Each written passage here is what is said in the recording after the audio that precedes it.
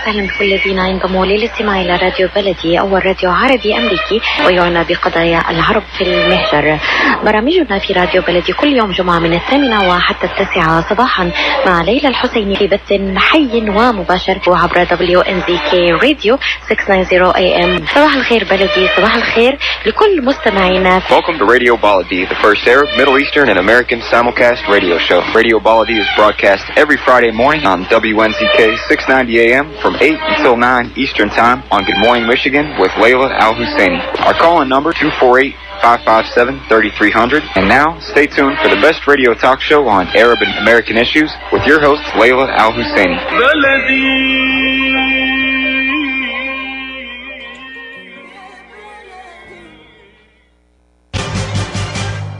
I am Atef Abdel Gawad. Join me the first Friday of each month at 8 a.m. Eastern Time.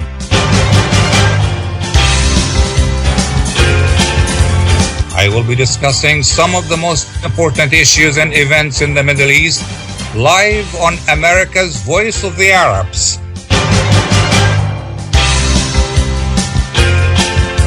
WNZK 690 AM and WDMV 700 AM.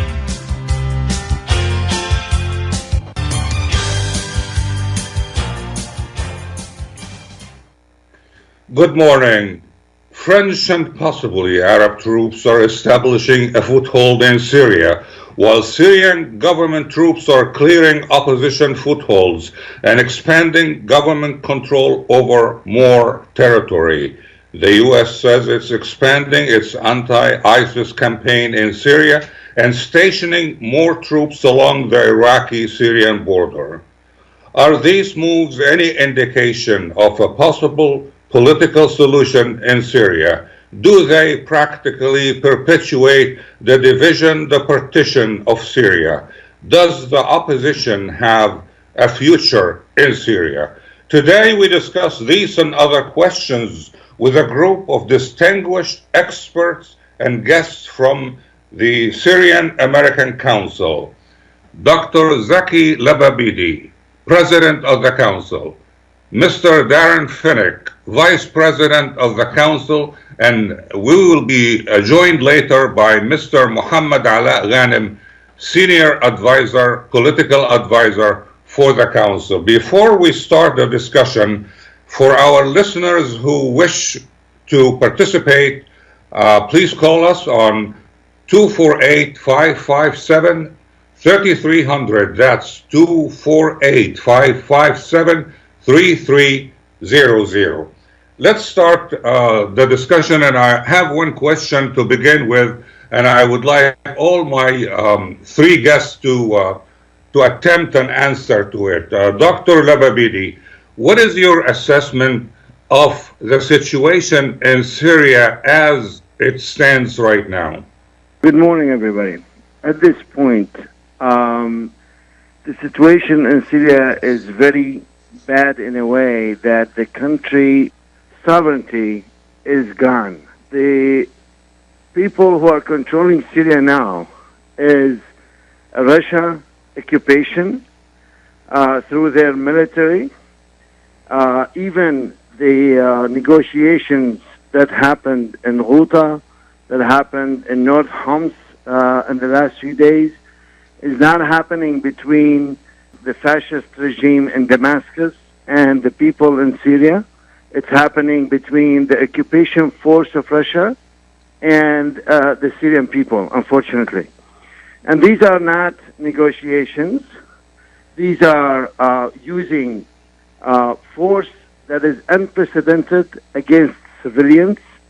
The Russians are bombing everything, and they start bombing hospitals, not militants, not people who are fighting. They bomb hospitals, they bomb civilians, they use weapons that can wipe out a whole neighborhood. People are buried under the rubble of their homes, basically. and the fighters on the front lines are not touched.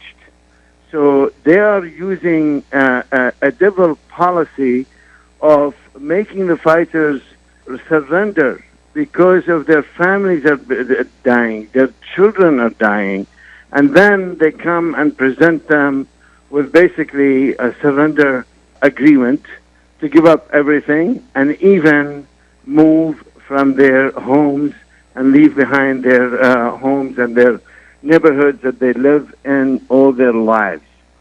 That's unfortunately what's happening.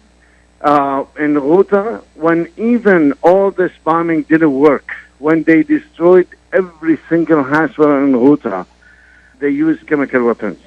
So when everything failed, then they resort to chemical weapons. They did that over and over and over. They used in Ghouta napalm. They used phosphorus bombs. They did everything that is not allowed to use even in a war and between militaries. They use it against civilians. They use it against hospitals. They use it against first responders. And that's what's happening. The other force that's controlling Syria at this point, unfortunately, is the Iranian military, the Iranian Revolutionary Guards, the Iranian militias that spread throughout the country. And what they're doing on top of it is they're doing a demographic change where the people who are being displaced forcefully, which is a war crime to begin with, we have to remember that, then they're replaced by Afghani militias people and Iranians coming into the country and all of that.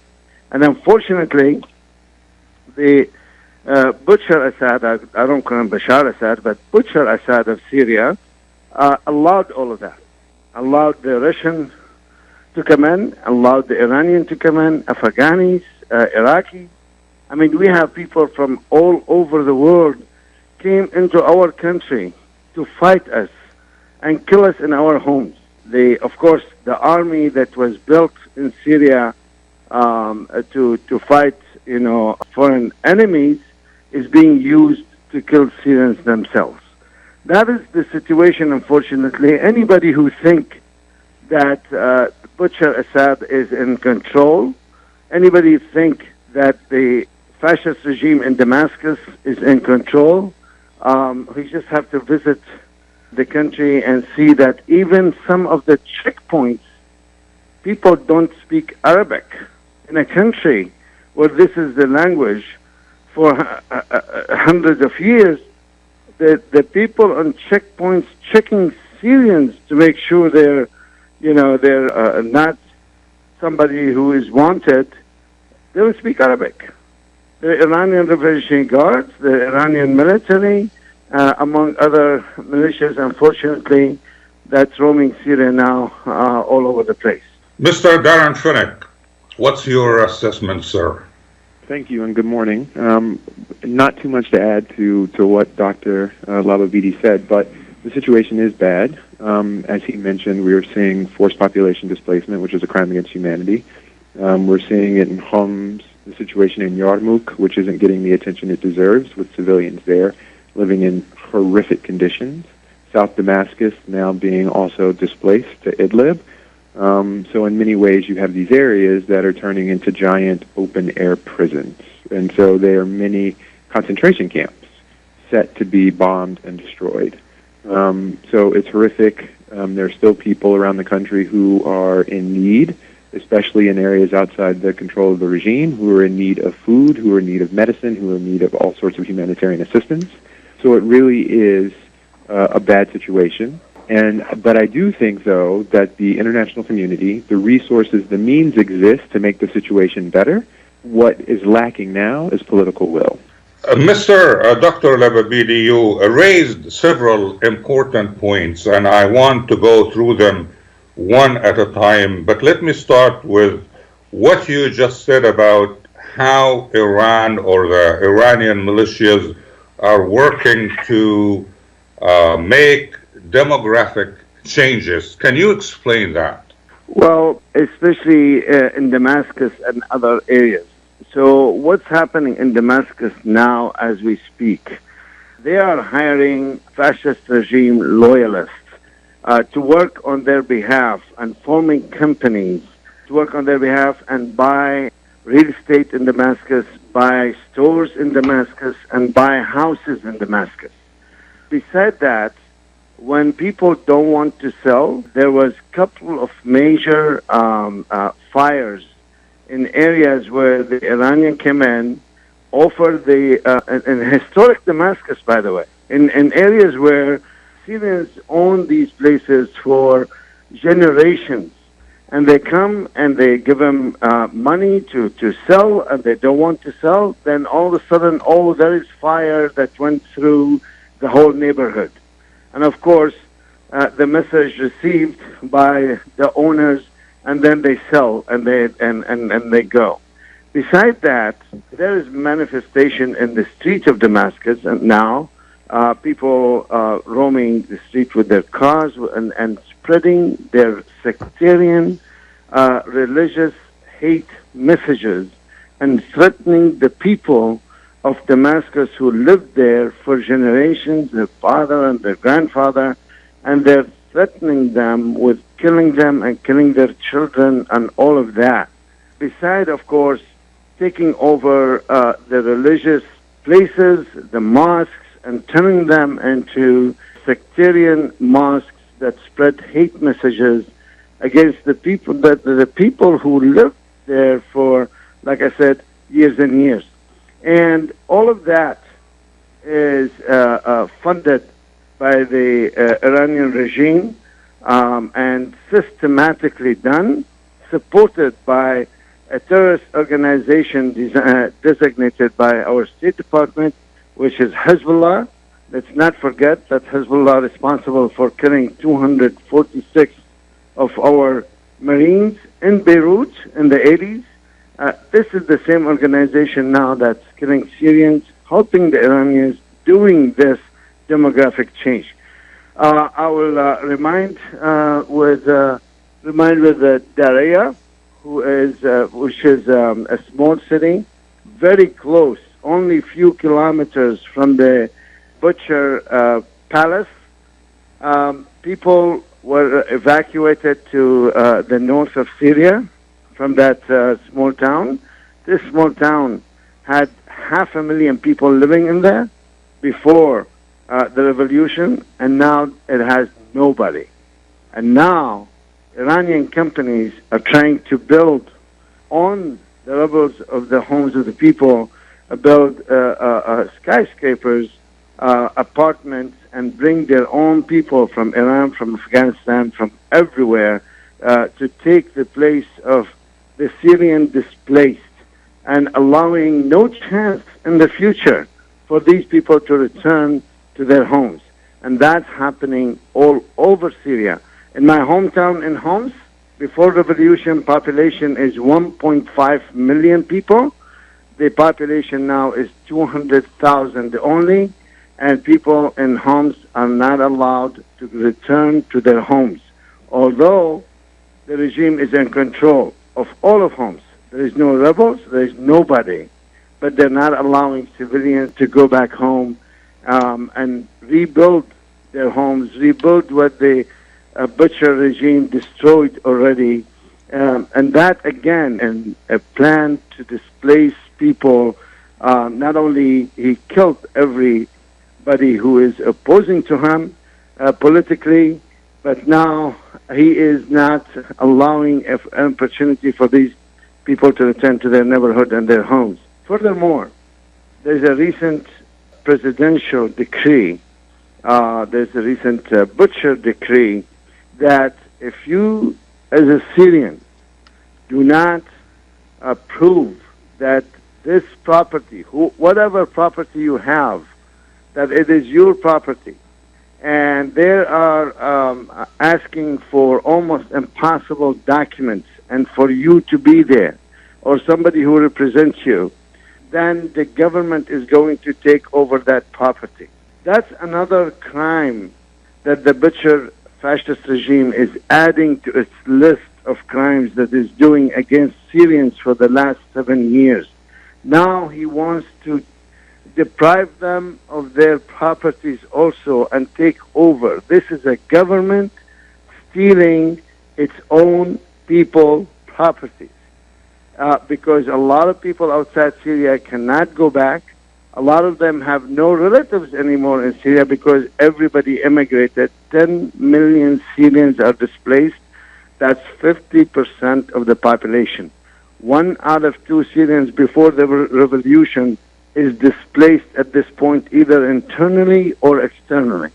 And that decree will allow the fascist regime in Damascus to take over so much properties and then turn it over, of course, to their master, the Iranians, because the Iranians spend so much money and they start asking for their money back for their investment. We saved you, you're still in power, now you have to pay back. That's unfortunately what happened in that regard. I would like to remind our audience that we do not have a representative of the Syrian government to respond. Please stay with us. We'll be back after the break. The Rama Relief Foundation provides humanitarian aid into areas inside of war-torn Syria, as well as aid to the refugees who have fled to the neighboring countries in the Middle East. The foundation offers food baskets, container shipment, mental health, education, soup kitchens, and more. Go to ramarelief.org or call 248-990-4247. Any donation amount made to Rama will go to sustaining many lives. Call now 248-990-4247. Ziyad brand. Quality products from our family to yours. Ziyad Brothers Importing offers the finest quality products, including brands like Sultan, Kraft, Nestle, Hook, Rico Picon, Dana, and many more. Ask your retailer to carry these fine products because you deserve the very best. For more information, visit our website at www.ziyad.com. That's www.ziyad.com. Ziyad, quality products from our family to yours. When you're looking for the best in optical care, Dr. Imad Nakash is your doctor to see. With years of experience and thousands of successful procedures performed, you can trust your eyes to Dr. Imad Nakash. See Dr. Imad Nakash and his professional staff for your eye care needs. There's 2 locations to serve you. In Hazel Park, call 248-336-3937. 248-336-3937. In Rochester Hills, call 248-299-3937. That's 248-299-3937. Are you going to start a restaurant or a grocery store soon? Do you need floor plans and designs? Call Naji Abood at 734-744-9796. Do you want to buy kitchen and restaurant equipment at discount prices? Call Naji Abood now, 734-744-9796. New Concept Products and Design, the trademark of kitchen equipment. 5% discount on all purchases of $75,000 or more. New Concept Products and Design, new location, 31185 Schoolcraft in Livonia. Learn more at www.newconceptproducts.com. Call Naji Abood, 734-744-9796. I am Atef Abdel Gawad. Join me the first Friday of each month at 8 a.m. Eastern Time.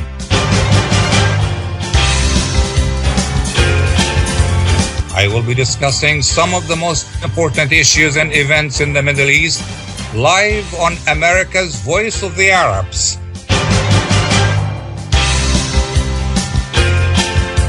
WNZK 690 AM and WDMV 700 AM.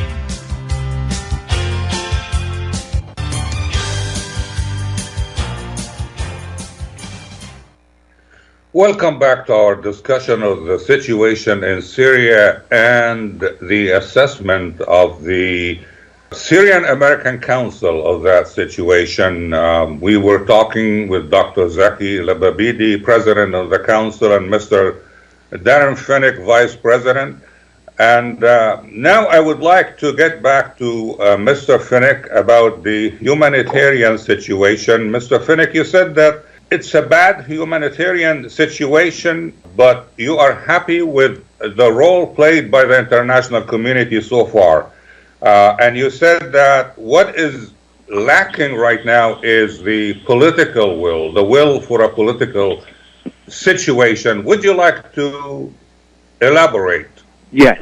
So right now, and I should clarify that I think the international community as a whole is doing a horrible job. They're not doing what they should be doing. But what I do think is that the resources exist to help people on the ground, to protect civilians, to push for a political solution to this conflict. But what's lacking in that is the political will from people to actually do it, from the international community to actually do it. So one of the things I think that we saw with the chemical weapons attack in Ghouta, we saw that the UN Security Council in 1 week met to talk about Syria 4 times at least. It may have been 5, but at least 4 times in 1 week. And so the conversation, there was more activity around preventing a strike than there was around pushing for a solution to the conflict and pressuring the regime and Russia to end their attacks on civilians. So what we saw, I think, is that you had all of that level of activity, and we saw more activity in that 1 week than we had seen in years for this conflict. So I do think if we continue to push, that the ability is there to pressure the Russians, to pressure the regime, to protect civilians, to establish safe zones, no-fly zones, to ground Assad's air force, and to get in humanitarian assistance. I think all of that stuff is possible. It's just pushing the international community to actually do it. And we've been calling and calling and calling, and we're trying to build a groundswell of support to be able to do this. I think people feel kind of helpless by the situation, feeling overwhelmed about what's happening on the ground. But I think there's a way forward, and we just have to press our leaders to actually utilize that. On the ground, we've seen in terms of the humanitarian situation that the humanitarian aid has been used as a weapon of war by the Assad regime. The UN just sort of goes to the regime and it begs and begs and begs over and over and over again as people die, hoping that the regime will acquiesce and allow aid to go into some of these areas, and we don't see that. So the international community, one thing they could do is to do airdrops. They could drop aid into these besieged areas to eliminate Assad's use of food as a weapon of war. In terms of the Security Council, we've seen it's been hijacked by the Russian regime, and the UN, and so you have governments who will say, oh, well, you know, they keep raising their voice, we're at the Security Council, but the Russians keep blocking us. So they can actually circumvent the UNSC, and they can go to the UN General Assembly and push for a resolution under Uniting for Peace. And even though what would come out of that, or what could come out of that, wouldn't necessarily be binding, but it would send a message saying, one message that could come out of this is that civilians could be protected. And then governments like the U.S., the French, others, could use that as kind of an authority to the extent that they wanted to use that as the UN as the cover for that, to be able to, for example, establish a no-fly zone. But I think the international community, in particular the Friends of Syria, in quotes, need to stop being held hostage by the United Nations Security Council. They need to take action, because ultimately what we need is a free democratic Syria. We have countries who talk about fighting terrorism, but they are not serious, and you can't be serious about fighting terrorism if you're not supporting a free democratic Syria. Assad is not afraid of people with guns, he's afraid of people with ideas, and that's why he's killing them, that's why he's arresting them, that's why he's torturing them. And so we need to be there to stand with the Syrian people, to support them, to support their calls for freedom and democracy, and to protect them, to be there, to be with them, and to protect them, and to stop the bombing of the hospitals, to stop the bombing of the workers, to stop the bombing of civilian infrastructures. Dr. Lababidi, in our conversation before the break, you also talked about how the Syrian government uses chemical weapons routinely whenever they feel desperate. Do we have concrete evidence of that? Of course we do. There is a United Nations report that blamed Assad for the Khan Sheikhoun chemical attack. The Ghouta attack that happened a few years ago, where overnight, in one night, 1,400 people, most of them children and women, suffocated to death with chemical weapons. It was concluded to be done by the fascist regime in Damascus. Besides, your audience are intelligent enough to know that chemical weapons is nothing you can manufacture on the fly. This is not something you do at home or in a shop.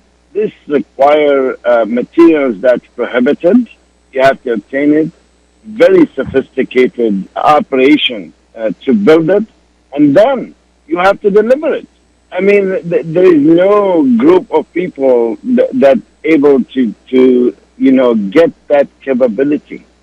The only actor on this in Syria that is able to do that, and has been doing that for years, by the way, is the fascist regime in Syria. The Russian guaranteed in an agreement with the United States to get rid of all the fascist regime chemical weapons in Syria years ago, and they did not do so. And chemical weapons continue to be used, and if it wasn't for President Trump striking Syrian regime twice, few weeks ago and then about a year ago, the butcher would continue to use chemical weapons on his own people without any regard to human life until today. If Mr. Obama, President Obama, have enforced his red lines, we would have saved at least 500,000 Syrian people. So there is no question who is using the chemical weapons. Chemical weapons did not drop on the Takia or Tartus, where the regime loyalists are, did not drop even in Damascus, except in rebel-held areas, except in areas where people that defending themselves against the regime just because they oppose the regime that's been in control, unfortunately, of their lives for the last 50 years, and treating Syrians like slaves. Unless you become a regime loyalist, then you may be able to get a job, to get something, so you can get by. So there's a lot of reports out there that we can provide from the third parties organization that prove that the Syrian regime, the fascist regime in Damascus, is the one responsible. Mr. Fenwick, do you agree with Dr. Lababidi that the Syrian regime definitely uses chemical weapons? Yes, I do, and I think SAMS has documented this. I think it's since 2011 over 200 instances of the use of chemical weapons, including chlorine, and the UN, as Dr. Zaki mentioned, has also found the Syrian regime to blame for use of chemical weapons. So HRW has information, Human Rights Watch, I should say, has information, has documented this too, the use of chemical weapons, and I agree. So the regime does it, and the regime does it with impunity because they can, and the international community isn't doing everything that it should to prevent the use of chemical weapons. And chemical weapons, they're horrific. They're not the largest killer of the Syrian people, so airstrikes, barrel bombs, etc. So those things as well need to be stopped, and civilians need to be protected from all of these sorts of crimes and war crimes and crimes against humanity. Please stay with us. We'll be back after the break. Life is a nonprofit charity that's provided humanitarian aid and development to people and communities for over 25 years, regardless of race, color, religion, or cultural background. When disaster occurs here or around the world, Life for Relief and Development rushes in to provide food, medical aid, and shelter to those in need. Please help improve these efforts. Make your tax-deductible donation to Life now at lifeusa.org or call 248-424-7493. أسواق زمزم الواقع على 24065 أورشد لك في مدينة فارمington هيلز ترحب بالجالية العربية والكلدانية. تنزيلات كبيرة على عموم المواد الغذائية في يوم الأربعاء من كل أسبوع. لا تنسوا فريش كاري اوت، جميع انواع المعجنات، وايضا صواني الكامبو المشكله والصمون الحار، لحوم حلال الجاليه العربيه والاسلاميه الملحمه باداره قصاب الجاليه المعروف سلوان جربوع.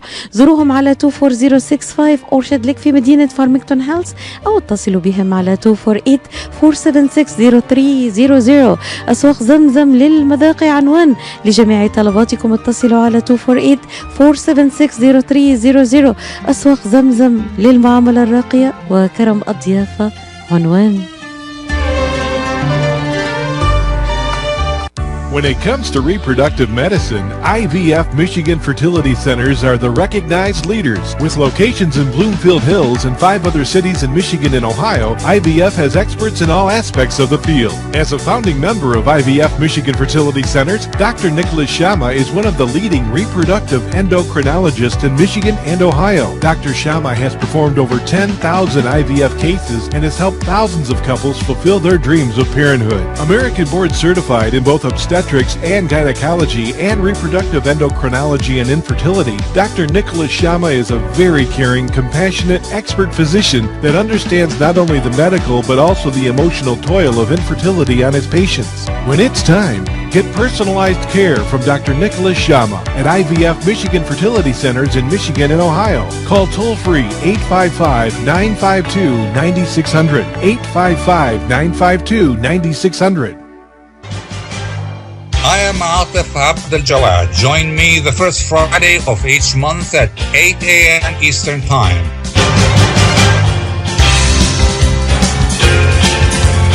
I will be discussing some of the most important issues and events in the Middle East live on America's Voice of the Arabs.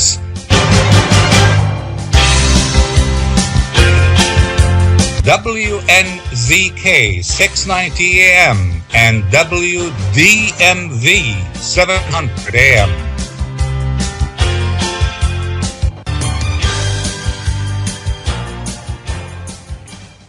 Welcome back to our discussion of the situation in Syria and the assessment of that situation by the Syrian American Council. We are joined now by Mr. Mohammed Alaa Ghanem, Senior Political Advisor of the Council. Welcome, Mr. Ghanem, and my question to you, I know your time is limited, so I want to go straight ahead and ask you about the significance of the introduction. Let's say we have French troops, we have possibly Arab troops coming into Syria. How would that contribute to a political solution in Syria? Well, good morning, and thanks for hosting me. Just for the record, I used to be the senior political advisor and director of government relations with the Syrian American Council, such a great organization I'm really proud of. But I recently left, so just wanted to put that out there for the record. So this proposal to insert the French or Arab, possibly Egyptian troops in Syria in place of the American soldiers on the ground in Syria this is not going to happen anytime soon. This is something that the Trump administration is looking into as possibly a way for them to withdraw from the country. President Trump has indicated his interest to his top brass in leaving the country, and in order not to create a vacuum, they're looking into this proposal. However, I think that no decision has been made on this yet. I think this is not an easy concept to implement. I suspect that it will hit a snag, and the Department of Defense does not seem to be actually interested in leaving yet, because they believe that would create a vacuum that Iran would take advantage of, that ISIS may reemerge as a result, and so and they're not even sure that Egyptians would be interested in the first place. The Saudis have expressed interest, but this remains to be seen whether a force like this could be put together, and if deployed on the ground, whether or not it would be able to hold territory effectively. Mr. Ghanem, another question before you go. Are you hopeful that a political solution can actually be achieved in Syria? I think that for all intents and purposes, the Geneva process has croaked. It's dead, basically. Assad, to be honest with you, has never been interested in pursuing a peace process. He's always used the peace process, whether it's Geneva or Astana, as a smokescreen to buy time and advance on the battlefield. And he made no secret of it. Like, we can't claim that we didn't know. The United States can't claim that, it didn't know. We know because he made no secret of it. He said that publicly a number of times, including in a speech that he gave to his so-called parliament, so-called Majlis Shab, or the People's Council, in which he said, we're going to reclaim every single inch we lost, and we're going to do that. We're going to do so militarily. So he was very open about his plans. And while the mantra here in the United States was there's no military solution, there's only a political solution, Assad's doctrine was there's only a military solution to this, and he's pursued a military solution. So the approaches were different.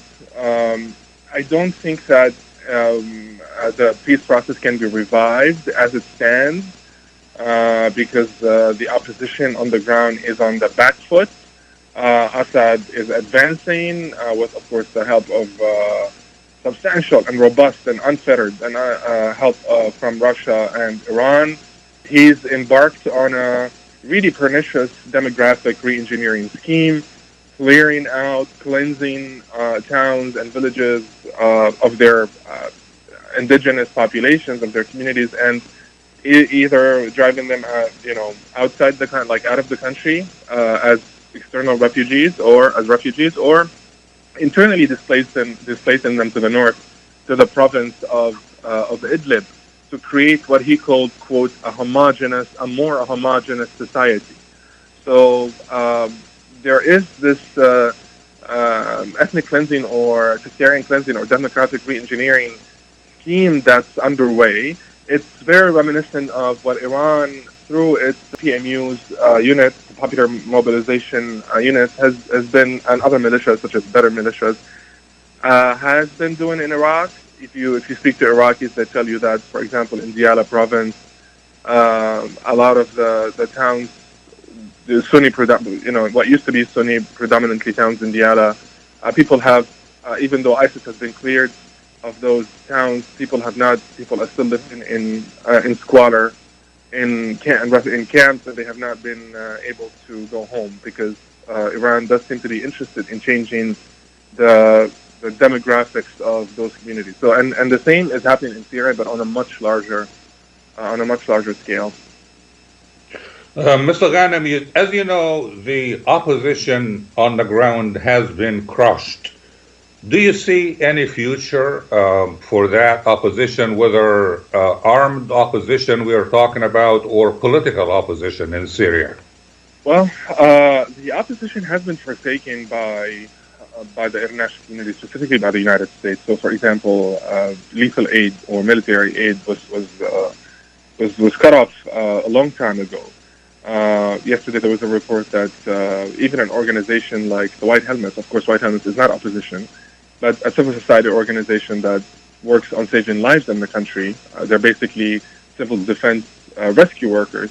Even an organization like this that's completely apolitical and just works on saving lives, that the State Department, that the funding from the State Department stopped a while ago. So you can only imagine what's it like for other organizations and other political groups or other armed opposition groups. Yes.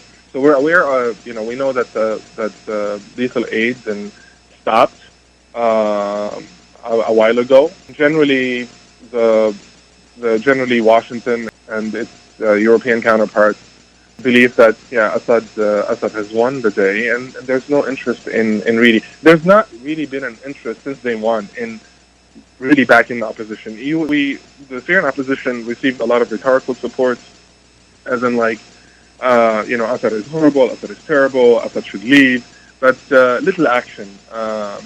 That didn't necessarily materialize or translate into concrete action. The support they got was meager, and it did not allow them to advance on the ground, because keep in mind the mantra that we always heard here is that there is no military solution. So there was never no interest in pursuing in really engaging the war on the ground in Syria. And the United States narrowed its mission down to fighting ISIS in the country and protecting civilians, such as through no-fly zone or other measures, has not really been a priority for the United States. So, yes, the opposition is on the back foot. Assad is definitely reclaiming a lot of territories and like I said, cleansing ethnic cleansing those communities and changing the demographics in the country. It would be really immensely difficult for the opposition to mount a fresh comeback, unless there is political will to support them once more. And this does not seem to be the case right now. However, I should note that generally the concept of opposition to Assad is, I would argue that it's as strong as ever. People in this, he's killed so many people, and he has brought about so much destruction to the country. He has to rely on extreme repression in order to remain in power, and this is something that is not sustainable over the long term. So the opposition to Assad as a concept, opposition to Assad, even on the ground, this will not stop regardless of the dynamics, because I think Syrians have Syrians know that Assad cannot unify the country. He's not someone who can unify the country. He's not someone who can bring Syrians together. He's a very divisive figure. So I think this will not stop, and it will just go through different stages, different forms based on the support that the movement gets. But I don't think that even though Assad is rolling the armed opposition back on the ground, opposition to Assad will not stop for some people who lost their families, their mothers, whose wives have been raped, whose children have been mutilated. This is a foregone conclusion. They cannot live with Assad anymore, and that's why, so long as Assad stays in power, it's also highly unlikely for the overwhelming majority of refugees to return. Some of them may return, but the overwhelming majority will not be able to go back for different reasons, but mainly because they will fear for their lives, and they will fear for their safety, and they will fear for their families under Assad's rule. Mr. Mohammed Alaa Ghanem, thank you for dropping by, and I would like to remind our audience again that we do not have a representative from the Syrian government to respond. We'll be back after the break. The Rama Relief Foundation provides humanitarian aid into areas inside of war-torn Syria, as well as aid to the refugees who have fled to the neighboring countries in the Middle East. The foundation offers food baskets, container shipment, mental health, education, soup kitchens, and more. Go to ramarelief.org or call 248-990-4247. Any donation amount made to Rama will go to sustaining many lives. Call now 248-990-4247.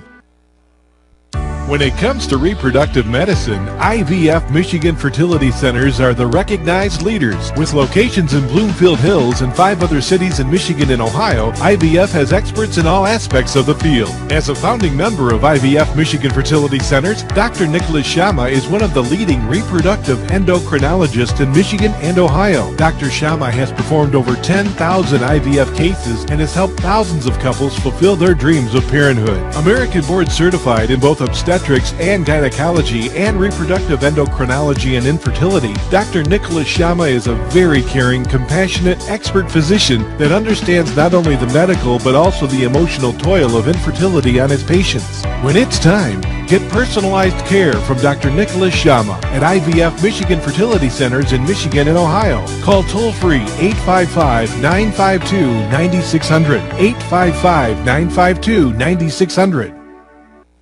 Life is a nonprofit charity that's provided humanitarian aid and development to people and communities for over 25 years, regardless of race, color, religion, or cultural background. When disaster occurs here or around the world, Life for Relief and Development rushes in to provide food, medical aid, and shelter to those in need. Please help improve these efforts. Make your tax-deductible donation to Life now at lifeusa.org or call 248-424-7493. am Atef Abdel Gawad. Join me the first Friday of each month at 8 a.m. Eastern Time.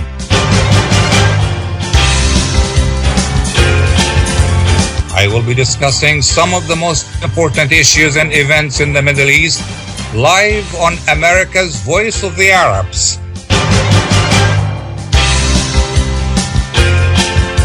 WNZK 690 AM and WDMV 700 AM.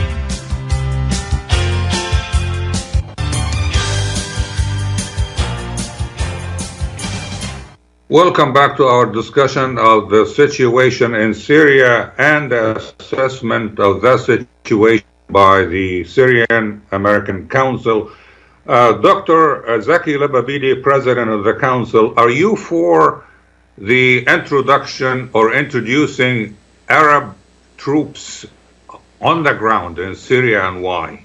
Sir, we are for peaceful solution to this madness in Syria. However, we can achieve that. Syrian people went out on the street protesting a regime that has been in control of Syria for 40 years, father and son. They controlled every aspect of Syrian lives. People don't understand what Syrians went through under this regime. And I'll give your audience just one example that is at the same time that make you laugh, probably, but it is sad. If you decided to grow your beard in Syria, just you're a male and you decided to grow your beard, you cannot do that. You have actually to apply for a certificate from the government. And when you apply to that, your application has to go to the security services that have to sign off on you having a beard. And then, when you grow your beard, wherever you go, you have that certificate on you, in your pocket. So if a security checkpoint stopped you and asked you, are you allowed to grow your beard that you have to produce that certificate. And if you don't, then you may disappear and nobody will hear from you ever again. Basically, you could be dead for growing your own beard. So that's the situation that the Syrians lived under for 40 years. Went out in the street to ask for freedom and justice and democracy. That's all they want in the street for in the beginning. Not until they've been shot at and killed in the street of Damascus and Daraa and other places that the people of Syria start demanding a change of the fascist regime. And okay, Dr. Lababidi, are you answering my question about whether or not you approve of the idea that Arab troops be present on the ground in Syria? If this idea will bring peace to Syria and political transition, I am for it. If this idea will not do so, then it's not going to solve the situation in Syria.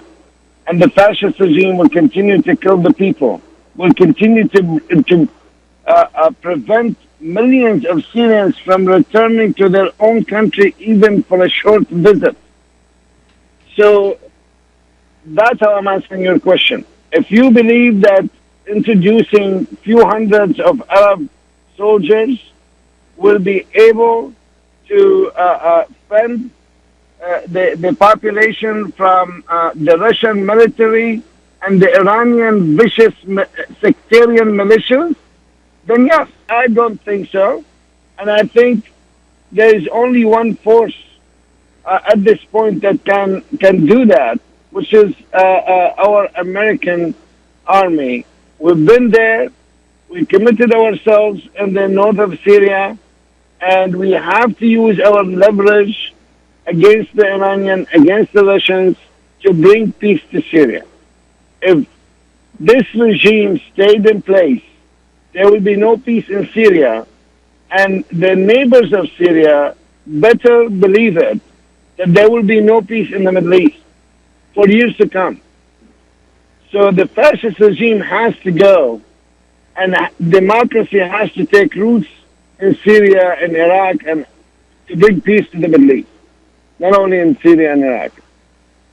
Mr. Fenwick, the same question. Do you think the presence of Arab troops on the ground in Syria would help or would aggravate the situation? So I actually, on this point, I'm just going to have to defer to my colleague, Dr. Lababidi, on this. I'm not Syrian, but I think whatever the Syrian people decide is best for them is, the good course, and if that includes having Arab troops on the ground, then so be it. But ultimately, I think the goal of any sort of force has to be civilian protection. Civilians have to be protected first. And if it's not about protecting civilians, if it's not about stopping the Assad regime, then I don't see how it works.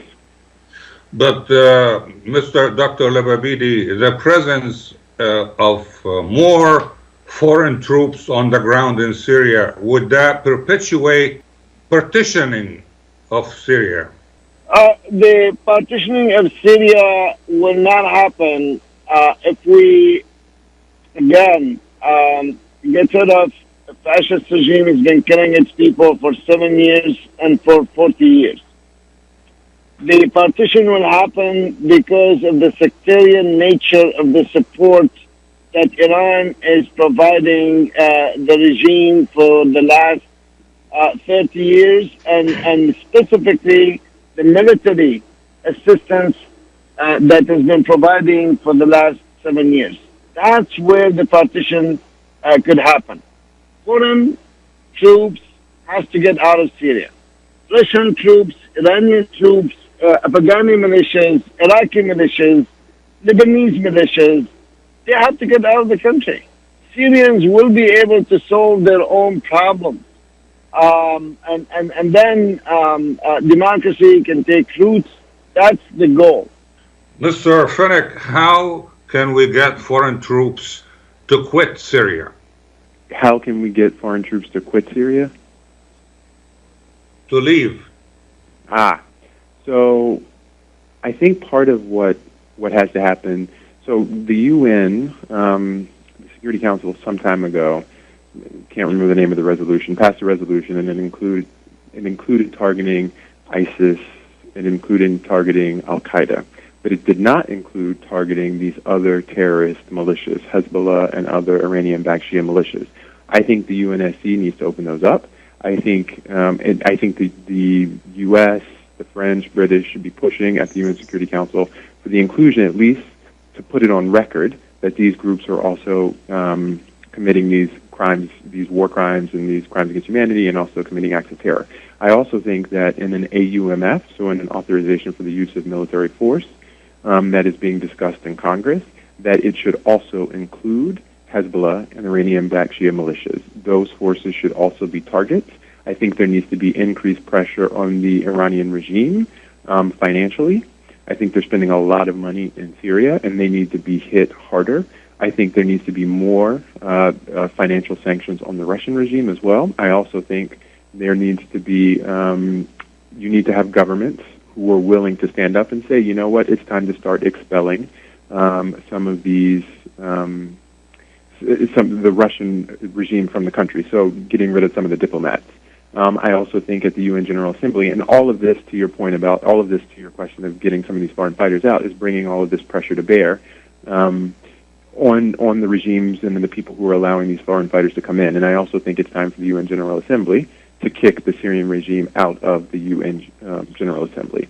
So I do think there are ways to do it, and I think top being that the UNSC resolution needs to be amended to include these militias, and also the U.S. government, the current kind of conversations around the authorization for the use of military force need to include Hezbollah, and it needs to include these Iranian-backed Shia militias. Dr. Lababidi, we have only 1 minute left, and my last question to you is, as you know, the Syrian opposition has been crushed for all practical purposes, whether armed opposition or political opposition on the ground. Do you see a future for the Syrian opposition? The Syrian opposition, sir, are the Syrian people. The Syrian people want freedom and democracy. Nobody can kill this. They can kill people. They can kill brigades. They can take over Syria temporarily. But freedom and democracy will prevail in the end. It's a matter of time before the fascist regime will leave Damascus and Syrians will live free in a democratic country. Thank you, Dr. Zaki Lababidi, President of the Syrian American Council. Thank you, Dr. Darren Fenwick, Vice President of the Council. Also, thanks to Mohammed Alaa Ghanem, Senior Advisor, former Senior Advisor for the Syrian American Council. We have been discussing the situation in Syria and the assessment of that situation by the Syrian American Council. We did not have a representative from the Syrian government to respond. I will see you the first Friday of next month. Goodbye. Thank you. Thank you.